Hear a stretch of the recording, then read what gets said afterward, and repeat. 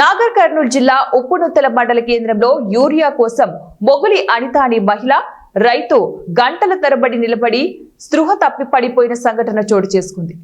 జప్తి సదనగోడు గ్రామానికి చెందిన మొగిలి అనిత యూరియా కోసం వచ్చి ప్రాథమిక వ్యవసాయ సహకార సంఘం బ్యాంకు వద్ద ఉదయం 8 గంటలకు క్యూ లైన్ లో నిల్చొని మధ్యాహ్నం 1 గంట వరకు దాదాపు 8 గంటల పాటు నిల్చోవడంతో సొమ్మసిల్లి పడిపోయింది. ఈ ఘటనను గమనించిన పక్కనే ఉన్న రైతులు వెంటనే అప్రమత్తమై మంచినీళ్లు తాగించారు. గ్రామానికి వెళ్ళడం జరిగింది.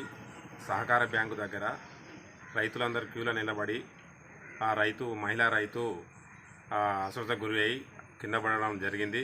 ఆ తోటి మహిళలందరూ కలిసి ఆ మహిళకు నీళ్ళు దాపి అలాగనే ప్రభుత్వ ఆసుపత్రికి తరలించి ఆ రైతు సదగొడు గ్రామస్తురాలు, ఆమె పేరు అనిత, యూరియా కోసం లైన్లో నిలబడి సహనం కోల్పోయి కింద పడడం జరిగింది.